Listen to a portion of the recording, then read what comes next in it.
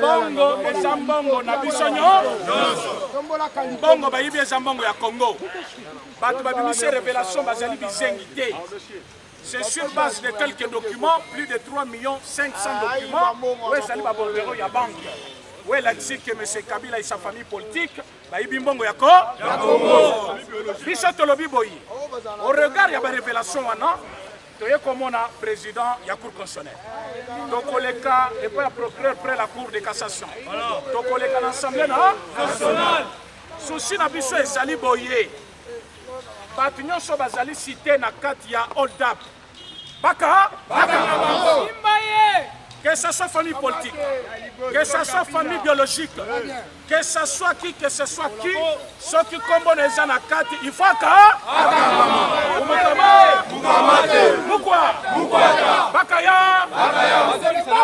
tozali koloba, tozali ko utiliser combo ya parti politique, pouvoir en place, mais tu es réclamer en tant que peuple congolais. Père de mer, bongo na biso ezonga. De père de mer, viva! Viva! Peuple congolais, viva! Viva! Peuple congolais à lobby, souffrance tozana ngolelo, ezali sur base ya moyibi ya gouvernement yaka.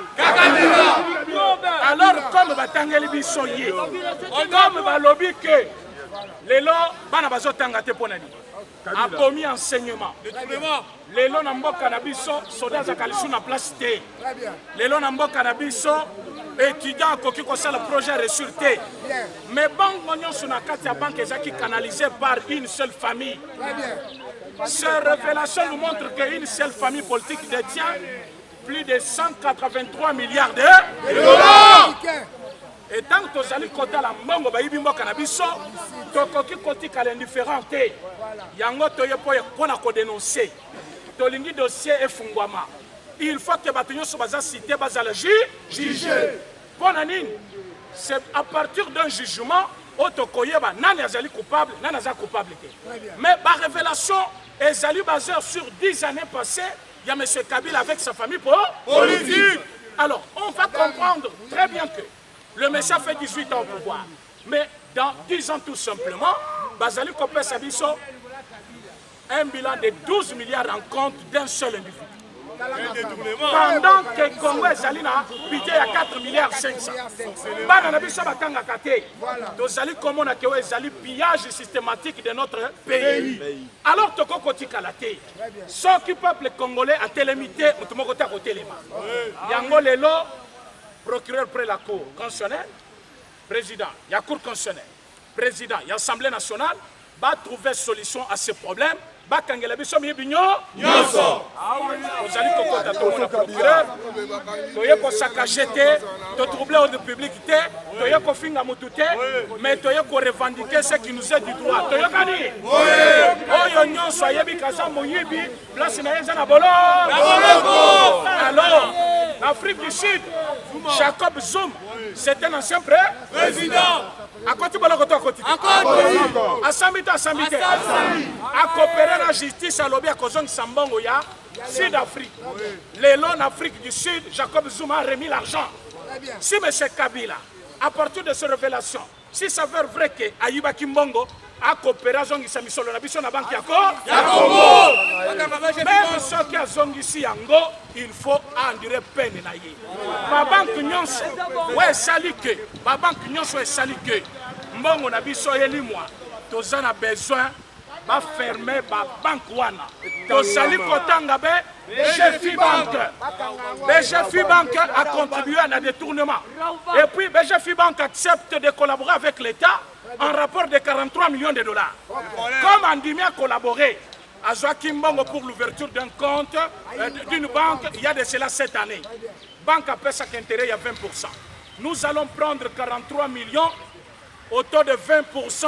Fois cette année, la banque nous doit 103 200 000 dollars. Ouais, Zali Mongo, il faut BGFI Bank à Zong, c'est l'accord? Il y a notre fermeture d'abord, il y a BGFI Bank. Est-ce que tu as gagné? Est-ce que le peuple congolais, le peuple congolais vivant?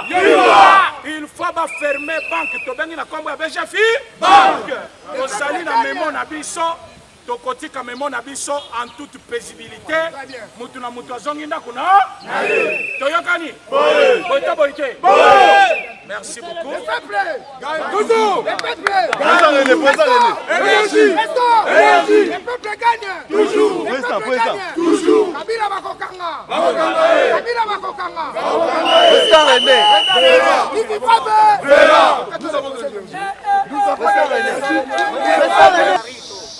Silence. 3, 2, action. Congolais et Congolaises, très chers compatriotes, nous venons en ce moment déposer notre mémo auprès du président de la Cour constitutionnelle et nous avons réservé copie au procureur près la Cour constitutionnelle, président de l'Assemblée nationale. Mais nous avons écrit quand même notre lettre au procureur général près de Cour de cassation pour lui signifier des choses.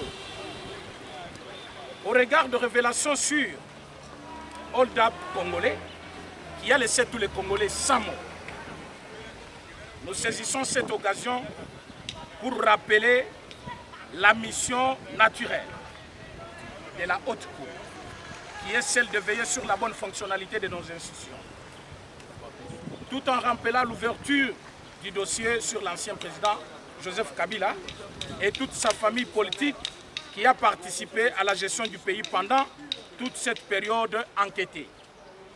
En effet, M. Joseph Kabila a géré notre pays comme sa boutique. Selon ces dernières révélations des Congo hold-up, et ceci est à la base de la situation chaotique que nous vivons aujourd'hui dans notre pays. Nous avons signalé 3 griefs. M. Kabila et sa famille politique ont massacré notre économie. Ils ont volé notre jeunesse. Ils ont vendu nos terres et nos mines. Ils ont utilisé notre banque centrale à leur actif et pour leur propre intérêt. Ils ont utilisé la BGFI Bank comme une banque intermédiaire pour se servir de notre économie. Ainsi, nous demandons son arrestation à l'immédiat et la fermeture de BGFI Bank. Nous demandons aussi l'arrestation de tous ses complices, y compris sa famille biologique. En attente de la satisfaction du peuple congolais, nous vous prions, Monsieur le procureur, d'agréer nos sentiments patriotiques. Merci beaucoup.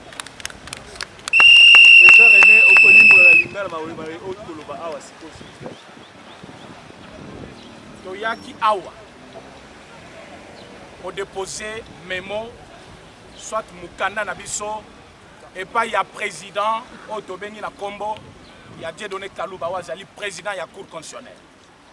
Mais mukanda ezali destiné na procureur près la Cour de cassation oyo tozali kosenga fongola dossier oyo kosambisa ancien président na Kombo ya Joseph Kabila oyo agéraki mboka na biso pendant 18 ans. Mais kotala ba révélation ebimi na Congo hold-up bazali koloba ke famille biologique na famille politique na ye moko M. Kabila bayibaki bongo mbongo na biso mais ba utiliser que 2 moyens. Moyen ya liboso Banque centrale du Congo, moyen ya mibale BGFI Bank wandimi même ko collaborer na l'état congolais en restituant 43 millions de dollars. Mais tant que côté la mbongo il faut azongisa l'état congolais azwaki yango ezali bongo cette année passée azwango na to ya 20%. Si faut azongisa lelo il faut azongisa 103 millions 200 000 dollars. Mais mbongo azwaki yango à titre de qui azalaki nani azaki pe kosala nango nini et banque ezaki ya nani tozali komona ke M. Kabila azalaki actionnaire majoritaire na BGFI Bank. Tant tozali kotala ndeko na ye famille biologique na ye va participer na moyibi na ye à la hauteur de 183 millions de dollars. Alors que biso tozali kozela Rwanda ya kotongela biso ndaku ya 30 millions de dollars alors que bato bayibi biso ba 183 millions bato bazali na mbongo na ba compte na bango 12 milliards de dollars bazali kotambola librement na mboka na biso. Yango toye ko senga ba congolais nyonso de partout bazala mobiliser dose la procès public ouais ko sambisa famille politique ya M. Kabila famille biologique na ye na ba onyo so ba yedaki po bambongo na biso. Alors tozali kosenga justice ya mboka na biso 3 mibo eleki depuis M. Kabila Kenda. Enquête moko esalemi te. Dossier moko efongwami te. Retard wana ezali justifié te. Soki bazali ko rassembler ba papier enquête ba yebisa biso baza na niveau nini.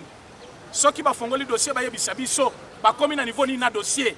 Et le peuple congolais azali ko senga. O nyonso azali cité na makambu ya Oda.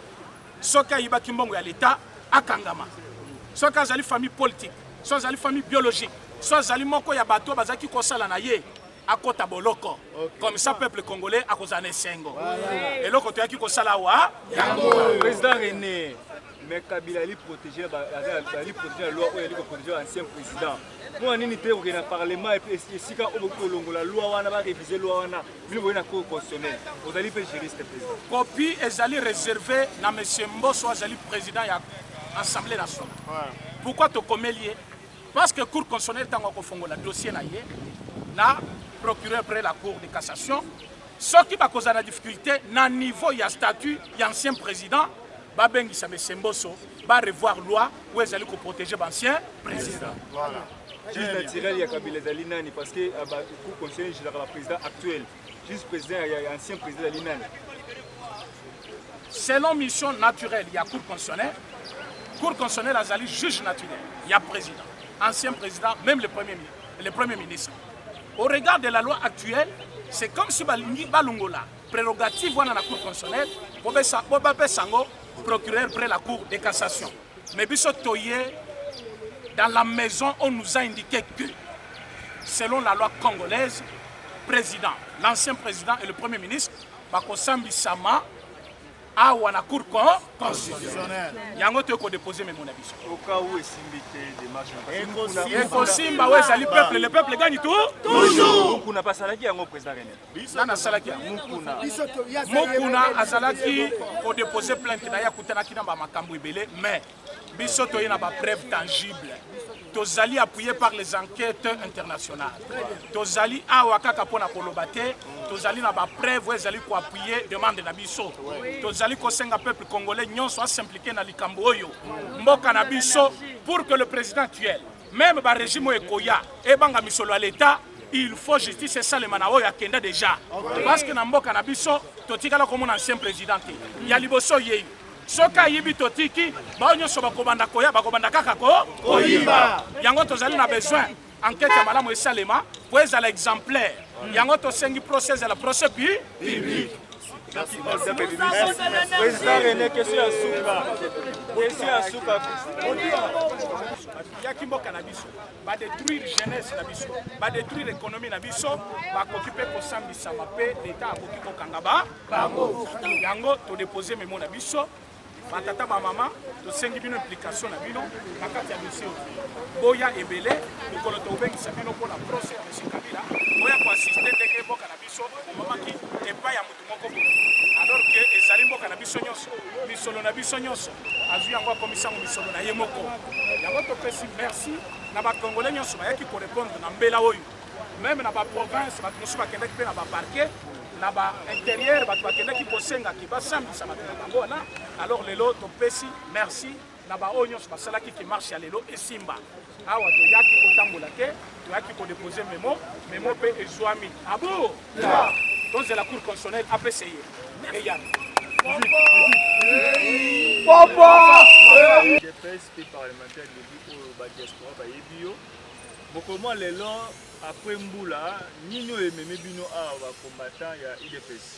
Bon eloko ememe biso awa mingi bayimboka baotala biso partout dans le monde il y a liboso ezali na ngolo bayeke après ba rapport après bisika oyo nous avons constaté que non ba rapport ebimi kite ya mboka mbongo ya mboka na biso ba congolais bayiba ya mono de la constitutionnelle enfin que ba rendre au to bengi ko ezali droit parce que les en adage nous dit amenez-moi les faits et je vous dis le droit. Cela veut dire c'est à la cour qui n'était que non tout va dans la nanda kwa buka yango ne eloko mengiso awa poto kotika même mon abiso pour le baké non nous devons vraiment ils doivent nécessairement kolande la makamwana na justice pour être bato basaki mabe na barégime oti koleka entre autres Joseph Kabila oyo ayibi bakongole bamillion na bamillion de dollars esengeli asambisa Joseph Kabila esengeli asambisa bango boye kotika memo na bino awa na constitutionnel. Alors, à l'époque, nous on n'a pas à déposer à nini ya contrat mojo comme la peine que le na la vérité na rabo. Et le but pour la justice est-ce que les marches beaucoup mener à est-ce que le bon, biso état de peuple congolais, nous savons que dans un pays où tu bénis état de droit et dans l'état de droit où ils allaient justice même ils allaient censé rendre où tu bénis mobeko le lenge sengeni. Kolandisama auto bengi mobeko likonzi ya mboka auto bengi constitution. Je pense que démarche na biso loko les alliés constitutionnels pour okene nango tina suka pona ko luka non aussi ça ma bwana nyonso. Voilà.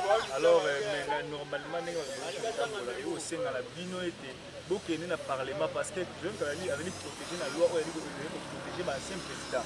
Normalement, on a parlé du peuple aussi, on va député, va revoir loi à les places à la cour constitutionnelle. Ni pour niveau à la cour constitutionnelle parce qu'il fallait to bandi nanu awa parce que nasuka nango assemblée nationale soka tindi loi awa. C'est à la cour constitutionnelle de est-ce que Makambo a l'obéi les constitutionnels ou bien les anticonstitutionnels. C'est pourquoi démarche na biso to bandi nanu awa parce que ça na batu so bazana kata clan Kabila. Pourquoi samedi ça bango zo l'Assemblée nationale té ils ont la justice. Cela veut dire quand le rapport est sorti et banda ko lobela individu ka Kabila té mais c'est tout un clan. Et ça les sanga batu et belé oyo ba yiba mbongo na biso Congo. Cela veut dire ba mso azali redevable awa na kata cour constitutionnelle na ba juridiction sous yassé. Ce n'est pas seulement lui seul Kabila mais nous venons porter toyo ko pesa memo en général pour la clan Kabila. Merci beaucoup.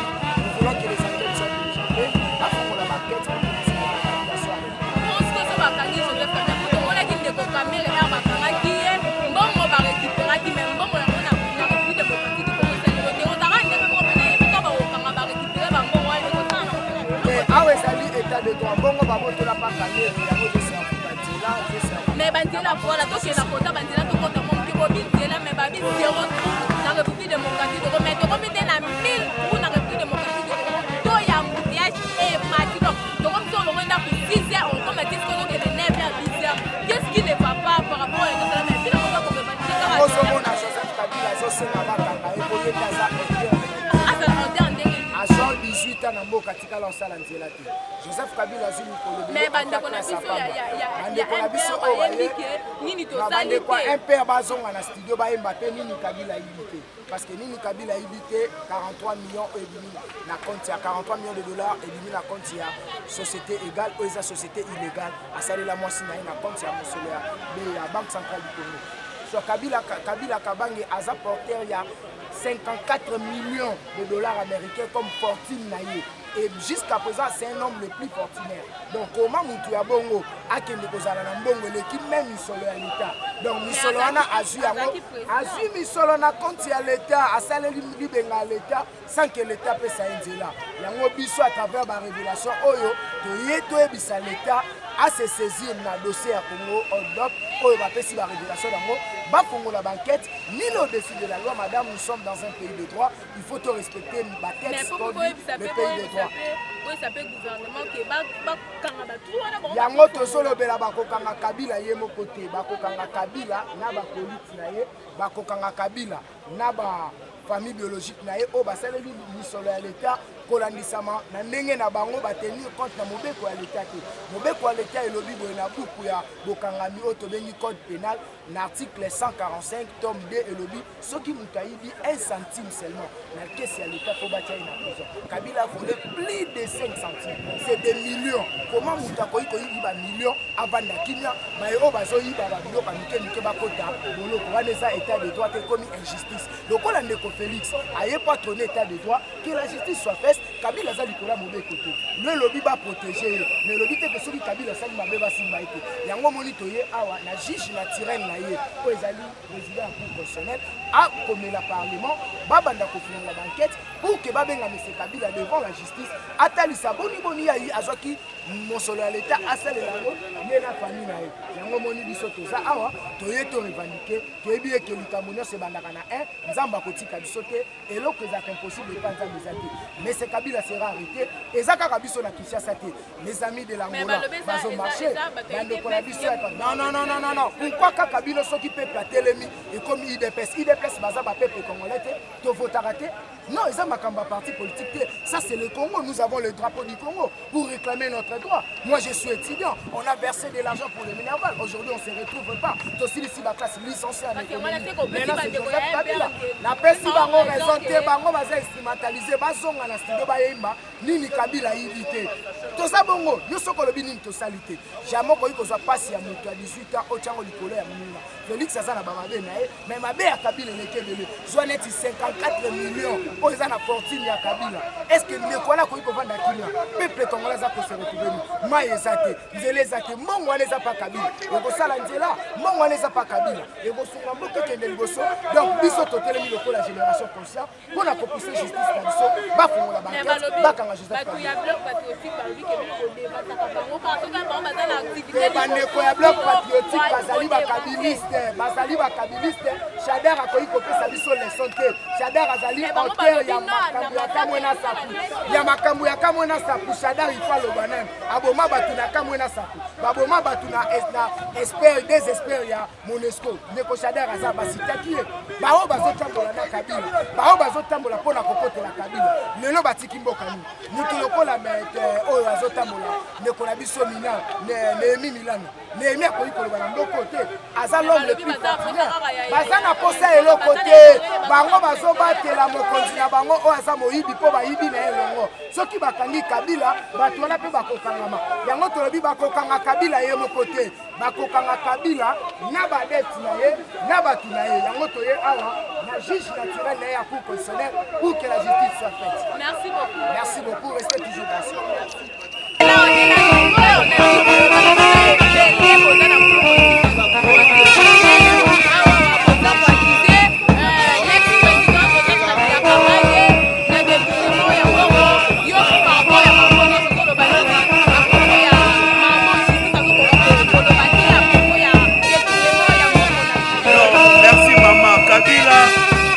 détourné par millions ebele na mboka na biso. Chef de l'État Félix Tshisekedi azoluka mbongo mpona kotonga Congo. Il faut to récupérer bambongo na biso nyonso Kabila détourné na mboka na biso.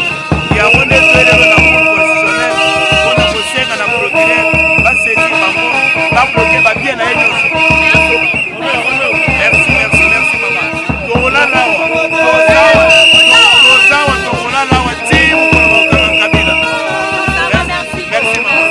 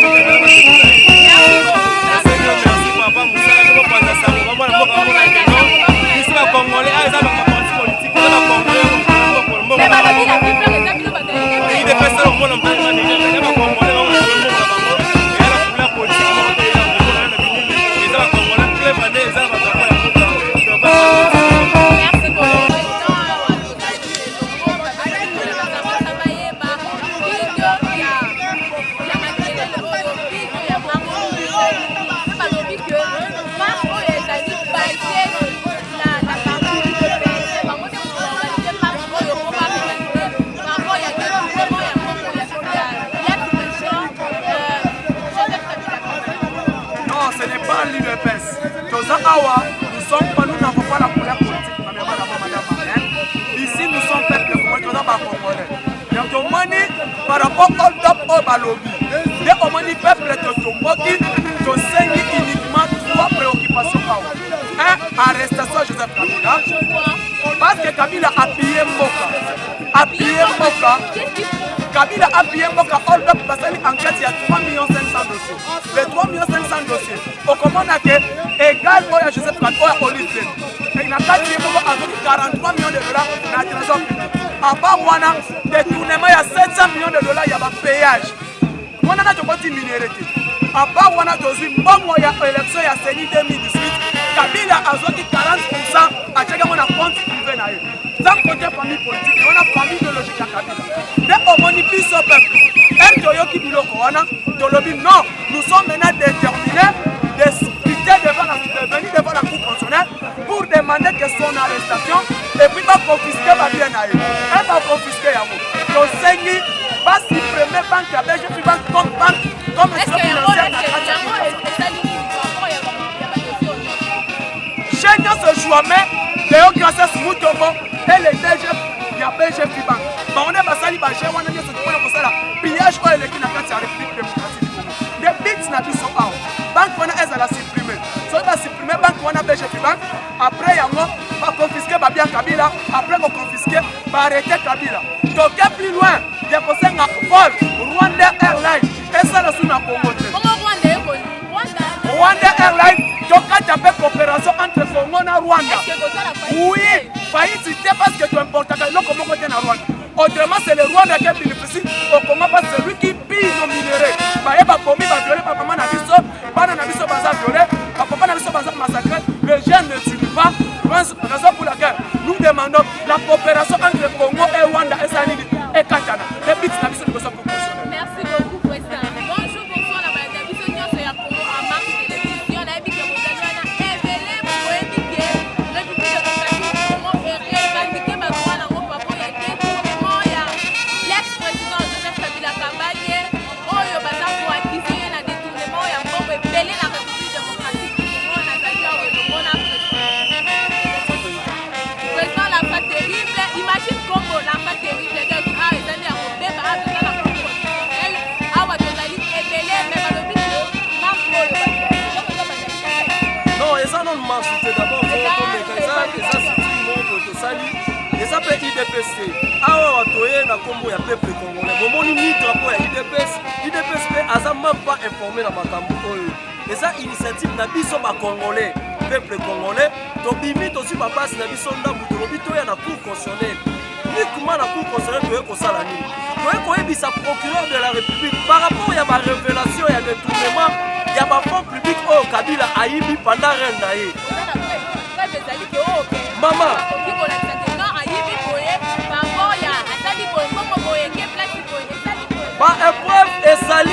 Épreuve ezali pour Oyoki, tout le chaîne international basolo de la dossier Oyoki.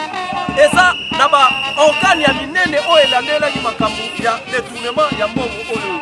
Babimisi na ba monta 138 millions. Maintenant nous les Congolais, toko sala nini?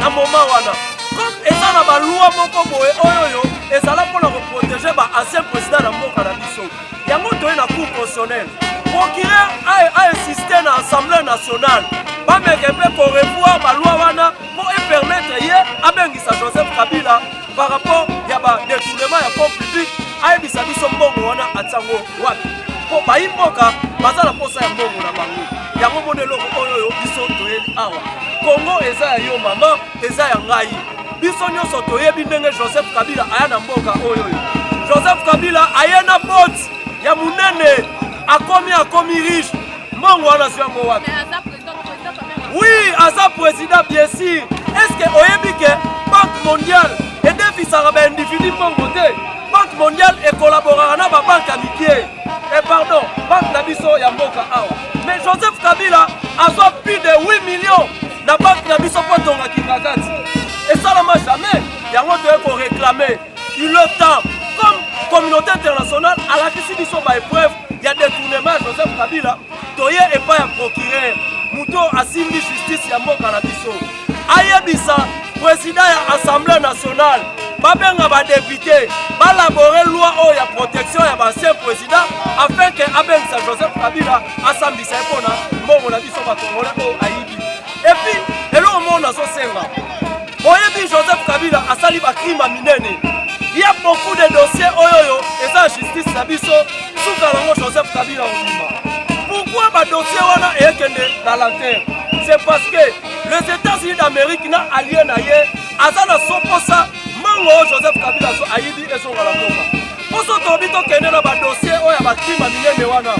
La justice na biso tozala compétent olandela o esenga ake osamba libanda. Tellement bankabu ya ba faux ya ba détournement public et monami. Todi embelika wana. Joseph Kabila il faut aya na justice. Ayebisa peuple mbongo na bino na yibaki na sai na ngoboye. Atiki koyiba na biso bitumba oyo umeli na este na ba mbongo ya ba casque bleu batinda tout a détourné yango. Eloko ezola kisa mama ngana telemi awawa media lokola France et TV5 biso na yo toleki yango te. Ba media lokola ba RFI Sonia Rola asali ba révélation batutu ba organe minene ya moka Nations Unies voire même biso leki bango na ni bango babimisi ba chiffre wana yango wana toye uniquement babengisa monsieur Joseph Kabila. Il faut mongo ya ba congolais ezonga.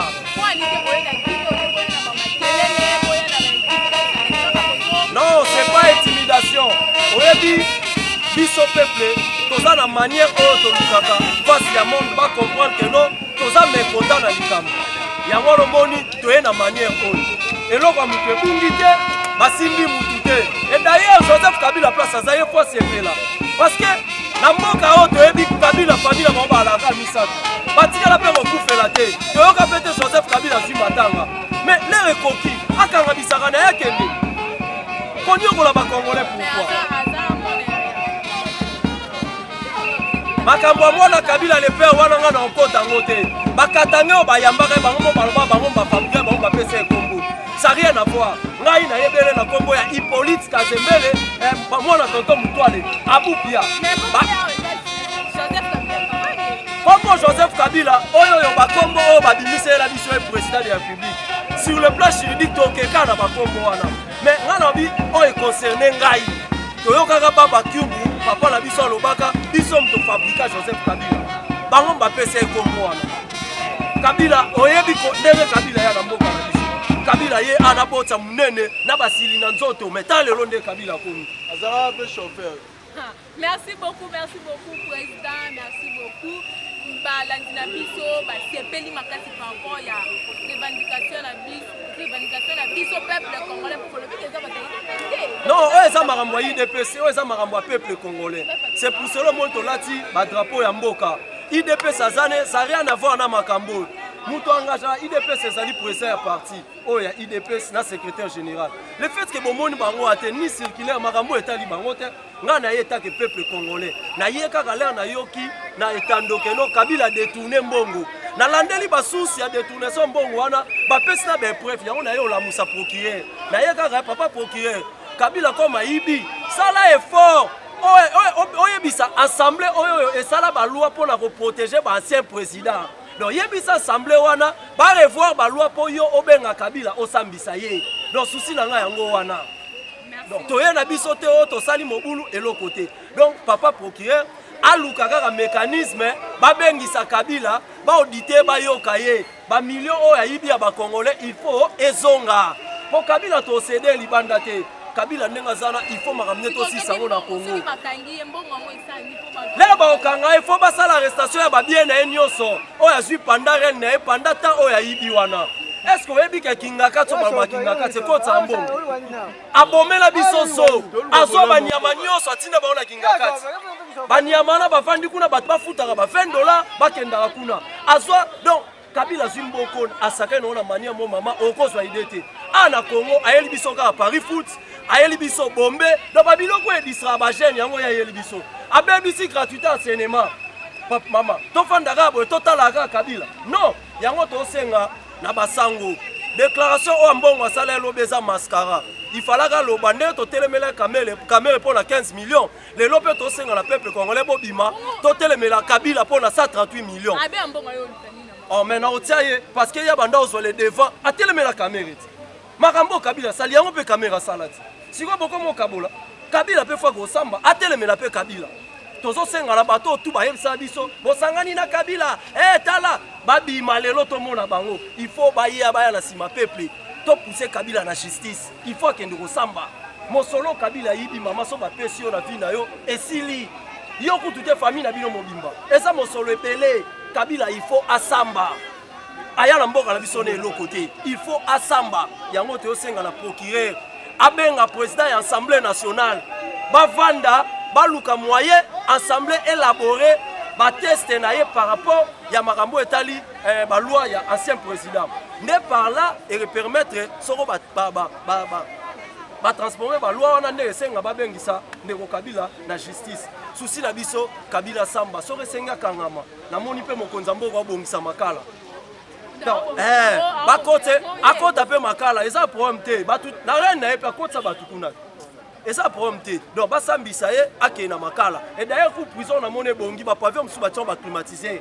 Donc ake ovana na makala po ba congolais ba récupérer mbongo na bango to kanga ba bien nyonso oyo Kabila a tout o azana ngo. Ba société tout abomeli biso ba ogaman akomisa ngo ba régal. Ake voir même ti Namibie ayebi ka otika pouvoir. Tale lo kwa sala. Aotika pouvoir a signé contrat na Namibie, yé kaka mtanda ko exporter biloko ya Namibie 10 ans après. Mokonza mboka alobeli makambo ba priya wa atindi ba inspecteur na Namibie, ba bibiso to tekela congolais monter loko à part Joseph Kabila. Ndo moni epese mokonza mboka kanda beti lobo la mesa bi cette fois-ci et loko monta Namibie ekota nde ba yo renouveler contrat, ba casser contrat na. Pourquoi? Na pays tout Afrique pays il y a Thomson roi RDC saki. Et puis Kabila ngo resomba Thomson kuna akiparate. Ata Thomson ali tombe azwa ngo yenango awa. Lelo congolais bi ku ya Thomson na munene ndenge salaka te. Non, ezali kambo Facebook te. Promesse nyos tout ezalaka na ba devoir nango pona rolandela. Osomona soke na ponga bi. Omona ba hotel misabi bende mo boye wana. Eza ba chambre froide ya l'état. L'état que ça soit lo banabino azana CC ana makambo osala. Bozolo bao Tshisekedi azo vanda te, azo voyager, azo sala bo oui to boyite. Mais mboke zaki ya robeba. Kabila memi mboko na place moko mama. Non, peuple congolais ça rabongo. Ngana peuple congolais na ebinde to fifa na mboka na biso. To fifa na barimé. Vous pouvez imaginer so to keka na dossier netia est. Le lot est par rapport ndenge zaki liboso. Et ça différent l'état de siège comme au 20 mois qui est kimia. Mais maman tala mona l'air ba oboma biso. Ya zo ko yembela ba soda na cadre ya rochola. Le lot ça va. Donc peuple congolais ba mémorer kana ba mensonge mo bo esanga mutuna makolo. Dossier ya makambo ya social tozota ela mokonza mboka. Congo oyoyo Kabila place atia Congo azaki na contrôle ya économie na biso tout. Vous pouvez imaginer mbongo ezo utalibanda po eya na banque centrale na biso. Mais mbongo ye e monika pourcentage mbongo eleki na banque na ye. Et ça la raté. Donc babilo kwa nyonso ba système ana nyonso tout il faut esila.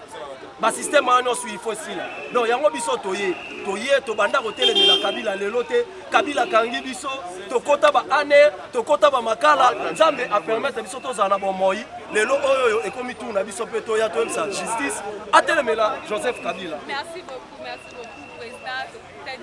À la prochaine là yo mais tu veux que tozana na bosite bon ti ba pese bino non tozana nous ba révélation yaka nazala biloko Kabila ebele na obimisa awa na okena ba département nyonso na ekibondumba ndenga botola alinga bana dides pembele tout okoloba omoni ngai na consulter chambre Kabila même chambre à coucher na ye donc tout babenga nga la fin terrible pamba te na obimisa nyonso ya Joseph Kabila awa donc au PMI un mot royal sous et merci beaucoup président. Et puis que nous allions événement ça pour continuer on a dit la président il y a parlement debout président Yvon quel est le but il y a revendication on a pas fait la président moi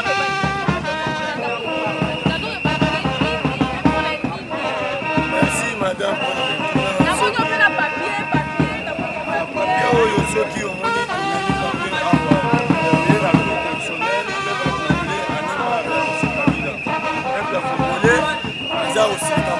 on est marre de M. Kabila. Rolandi ma révélation salami madame. Mais j'ai pris banque. Agence à lutte contre la corruption aux États-Unis. Et puis, monsieur Kabila chaque année bongo moko elongwaka na tozobela na banque centrale na biso batransfert yango na Belgique bank 147 millions de dollars oyo chaque année elongwaka yango nde peuple congolais comprendre que monsieur Kabila toyebisaki oke tovandela na place wana tolimbisaki yo moke mpona makambo saki mais vi barévélation eza kati ya mondima yango peuple congolais a décidé que monsieur Kabila il faut akangama yango omoni biso lelo peuple congolais na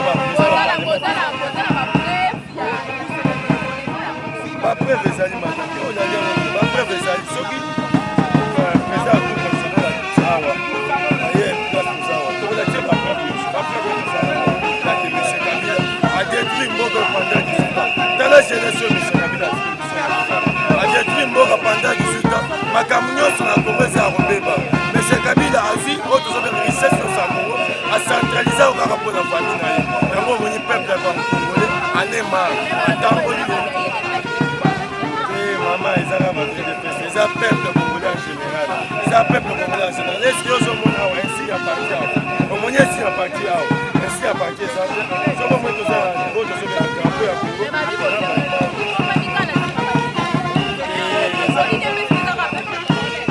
madame soki otali majorité ya bato eza peuple congolais ntango bayoki barévélation wana basiliki maraso bino monsieur Kabila cette fois-ci faut tokende na cour constitutionnelle po cour constitutionnelle eza juge naturel ya oyo tozobenga ancien président yango omoindeli ope awa yebaki loli ozala na assemblée nationale po monsieur Kabila avant longa pouvoir akreaki oyo tozobenga bacardecour na ye oyo ekosalaki moyen balandela ye na yango nde elobi tokozala palais du peuple tokosala bamarche tosala basitinga makasi mpona kosenga deux chambres bavana barevoir oyo tozobenga baloi sur les anciens présidents po monsieur Kabila atiaki mpona aéchappe na justice po omoni lelo tozawa toza mobilize peuple congolais asala kanda makasi mpona monsieur Kabila mpona barévélation ya makasi po monsieur Kabila asali mpona mbongo monsieur Kabila yango omoni biso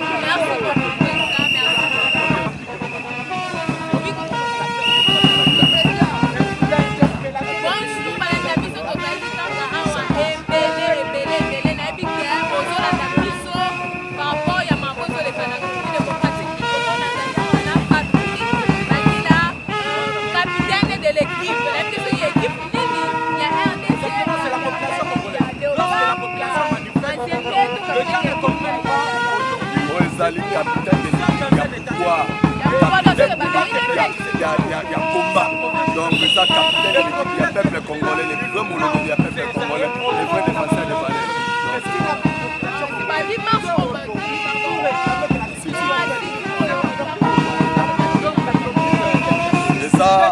ezali biso bato ayide presque problème ezomona keno bamblème ya mboka na biso kopepa ezali marche ya peuple congolais oyo aza na conscience oyo ayebi keno azali sacrifié pendant longtemps par M. Kabila donc azali bongo saboté par M. Kabila pendant 18 ans donc ndomoni yango na yebi si yo ce qui prouve ezaka bomona présence na bango awa ndomoni keno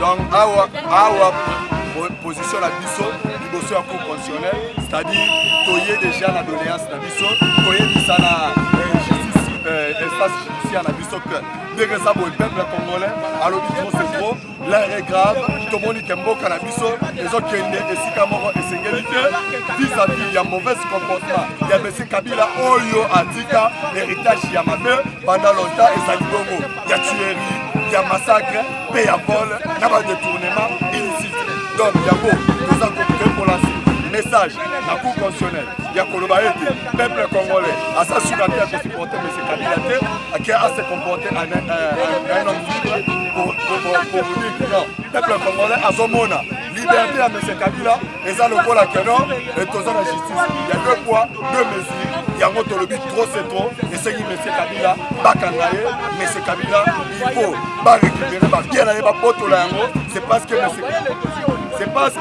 Kabila ayaki bongo ntango azalaki na pouvoir ide ezalaki ya koservir mboka tomoni keno ezalaki ya koservir mboka te mais ezalaki nde ya kodétruire mboka donc na kati ya décision oyo azalaki nango Donc au-delà, oh il y a comme attribution, accueilli au-delà. Donc, c'est-à-dire, la Katuana, au sommet de Moïbi à Koleka. Vous pouvez imaginer, madame, mais c'est un individu, le roi Kabila, Yemoko, a voulu qu'on se retrouve à 500 milliards. Tandis qu'à Mboka, et ça n'a budget, il y a 10 milliards. Oh, pour Mboka, et mon compte polo, à sortir à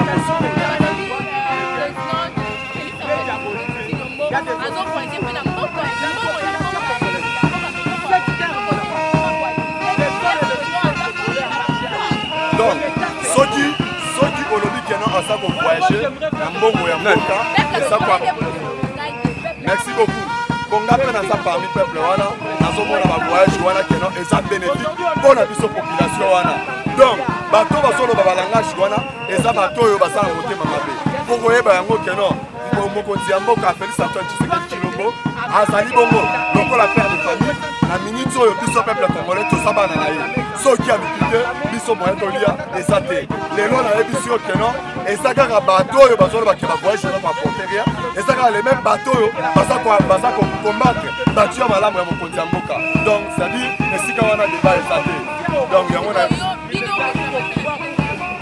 réclamation na biso ezali moko tosengi na procureur de la république tosengi na bainstance judiciaire tosengi na ministre ya justice eloko moko na moment oyo tolobi trop c'est trop peuple congolais aumeli mingi na bowumbu ya monsieur Kabila.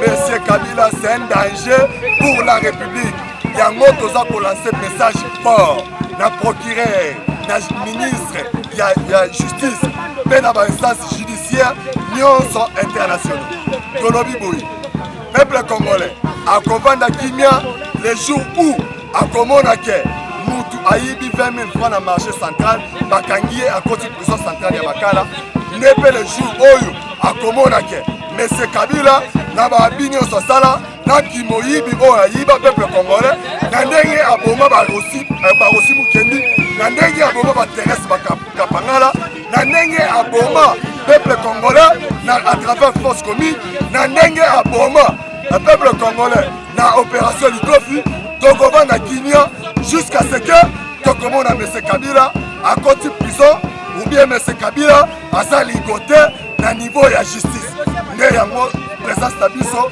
eza awa eza komona keno bato oyo toza kolela il faut bakota likambo na biso eza nini il faut bayoka susi na biso bayoka mbela na biso ke tolingi susu monsieur Kabila te Kabila akoki kose comporter à un homme libre te na mabe nyonso asala mboka na biso na sabotage nyonso asabota mboka na biso tolobi yango monsieur Kabila il faut bakanga ye monsieur Kabila tosengi na justice il faut monsieur Kabila akota prison monsieur Kabila il faut akota boloko soki monsieur Kabila akoti boloko te peuple congolais akovanda kimia te mpe tolobi oyo tosali lelo ezali avant goût nde lelo tobengi yango eza rentré ya baction na biso donc tozobanda yango jusqu'à ce que mokolo yango ekosila eza jusqu'à ce que tokomona monsieur Kabila bakangi ye napela pesu bato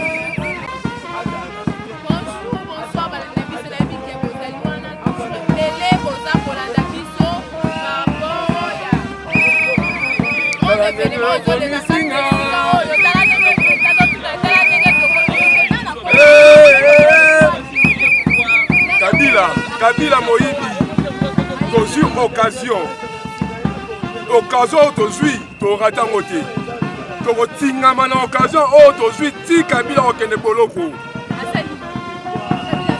enquête oyo baozi kosala ya Congo Hebdog eza na anglais elingi koloba vol en main armée Kabila abandi kopie mboka oyo banda kota ya na botine ya mbula ntango ayaka tozali mwa moke akota na botine ya mbula bakota bakadogo baye tekele ezalaka te baye na mboka oyo maboko pamba maboko na makolo bapie biso bairanium bapie biso donc na bakombo azwi yango na pillage bapie biso richesse na biso nyonso bapie biso na politique babebisi nyonso na éducation lelo tozwi occasion ya Congo Hebdog faut la main en main oyo Kabila asala biso pendant 18 ans na ye ya pouvoir oyo akoma riche koleka Afrique mobimba tozwa occasion ya koya kofunda ye lelo na cour constitutionnelle toye kofunda ye toye mpona toye dans la débat moko te toye kaka pour un seul objectif kofunda Joseph Kabila toye kofunda ye mpo azwa biso nyonso azwa biso jeunesse azwa biso nyonso toye kofunda ye. Peuple congolais au Congo vivre de $2, ne fût-ce que $2 par chaque.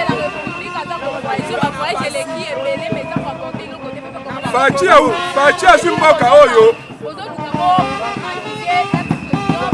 mboka nzala régal ya Joseph Kabila ya Olive basociété nyonso bende wana mbongo na bango ezwanga kuna ya kinga kati peuple nzala mbongo nyonso oyo ya mboka oyo Fachi bavoyage na ye abanda kobunda guerre politique alongi yango na bavoyage na ye ekomi guerre économique yango tokobunda sikoyo azolonga okala mingi te obetaka o donc wana kukozala nino calme biloko nyonso tozoyoka wana nyonso kokita soso didoya tolia yango tolemba mais na minute oyo tozana na débat wana te tozwi occasion ya koya kofunda Kabila occasion tozwi yango biti ya kozala lelo motoki oyo nazala yango énergie nazobimisa eza mpona kofunda Kabila donc occasion oyo nabanda koluka yango mbula na mbula natikala kozwa yango te nazwi occasion oyo lelo nakoka te occasion oyo te toyewa kaka mpona kofunda Kabila bazoye kaka awa na prison ya Makala ye baokangele na prison ya Makala CPI akokende CPI te tokozela ye kaka awa Kabila zomerki